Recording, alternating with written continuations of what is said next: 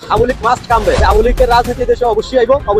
আমলিকের ভরসা কোনো বিদেশি শক্তির উপরে না, এদের সাধারণ মানুষের উপরে। এই দেশের রাষ্ট্র ক্ষমতা যে আছে তারাই লুটপাট করে, এটাই চরম সত্য কথা, এর বাইরে কোনো সত্য কথা। শেখ মুজিব এই দেশ পয়দা করছে, শেখ মুজিবের মা এই দেশ আইব না, মানে এটা একটা পাগলের কথা ছাড়া আর ভালো মানুষ সুস্থ মানুষের কোনো কথা এটা হইতে পারে না।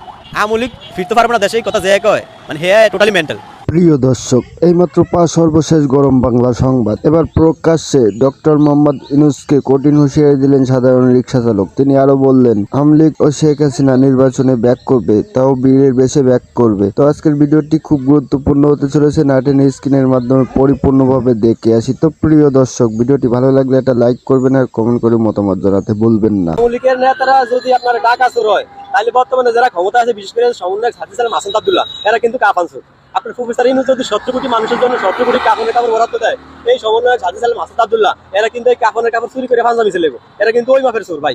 আপনি দেখেন 6 মাস আগে 9 মাস আগে যারা গাড়ি তুলে টাকা থাকতো না, আপনার ওই যে মাইক ভাড়া দিতে পারতো না, আজকে তারা কিন্তু লাল 1000 কোটি টাকার মালিক। বিমান ছাড়া চলে না, প্রাডো গাড়ি ছাড়া চলে না। কিন্তু তাদের এত ভাগ্যের এই পরিবর্তন ভাই। আপনি কোন এই যে হাসান আব্দুল্লাহ, হাজি সালাম, এরা কোন রাজ পরিবারে জন্মাইছে ভাই? কোন তো আপনি, এরা কি রানী এলিজাবেথের ঘরে জন্মাইছে, থেরেসা মের ঘরে জন্মাইছে, নাকি বিল গেটসের ঘরে জন্মাইছে, না ইলন মাস্কের ঘরে জন্মাইছে, না এই যে আপনার এই যে বিল ক্লিন্টনের ঘরে জন্মাইছে, না হিলারি ক্লিন্টনের ঘরে জন্মাইছে, না এরা মুকেশ আম্বানির ঘরে জন্মাইছে, না আপনার ওই যে ব্রুনাই সুলতানের ঘরে জন্মাইছে, না কোনো রাজপ্রাসাদে এরা স্বর্ণের চাবিজ মুখে নিয়ে জন্মাইছে। যারা আজকে এত টাকার মালিক, অবশ্যই টাকা চুরি করছে। আপনার সমন্বয় পরিচয় হয়তো ধান্দাবাজি করছে, আর নয়তো প্রফেসর ইউনূস দিছে, আর নয়তো আল্লাহ দিছে।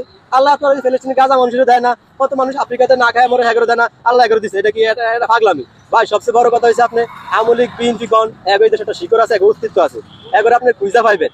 কিন্তু ভাই এখন যারা ক্ষমতা আছে, দায় দায়িত্ব আছে, এরা কিন্তু সংখ্যায় কম। এবার আপনি যদি বাইন্দালান ধরিলে সব মিলে এক বিমান হইব, যে কোনো সময় এরা ওই ফখরুদ্দিন মরিদ্দিনের মতন ফলাই যাবে, এগুলো আর খুঁজে পাইবেন না। আপনি সংস্কার নির্বাচন এগুলো পাওয়ার মেয়ে আগে এগো বিচার করেন, এরা কিন্তু চিরতরে ফলাইবে, এগুলো পাইবেন না। এটা আপনি আসলে হয়তো আমার কথা এখন তিতা লাগবে আপনাকে, পরে কিন্তু মিঠা লাগবে। আপনি এগুলো পরে খুঁজে পাইবেন না, এগো বিচারটা আগে করেন।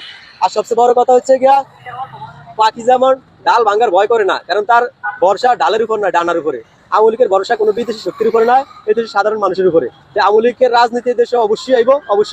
Awami League must come back. আপনার সামনে আটলান্টিক মহাসাগর করো, প্রশান্ত মহাসাগর কিংবা মাউন্ট এভারেস্ট, সব কিছু অতিক্রম করে কিন্তু এই দেশে এই সরকারটা আইবে অবশ্যই। আর এই যে আমগো লেগে আপনি কোনো ঈদ বা কোনো বিশেষ দিন নাই, এরকম আমগো আলাদা আমগো সিলেবাসটি আলাদা। আমগো হলে আর এই মিডিয়ার সামনে কথা কে লাভ হবো না, কারণ আমগো কথা ওই হেডকোয়ার্টার পর্যন্ত যাইবো না ভাই। এটা হচ্ছে চরম সত্য কথা। আপনার এই যে দেখেন, আমরা ঢাকা রিক্সা চালাই, আর ছাত্র সমন্বয় যারা আছে হেরা আমার গাড়ি চড়তো, আমগরে মামা ডাকতো, হেরা সম্পর্কে আমগো ভাই না। আজকে দেখেন আমরা এক হিসাবে হেরা ক্লাসমেট, কারণ আমরা হেরা একসাথে চলতাম। আজকে ভাগ্যের কি নির্মম পরিহাস, আজকে আমাকে সেই ভাইগনারা 1000 কোটি টাকার মালিক, হ্যাঁ আমরা মামুরা গরিব হয়ে গেলাম।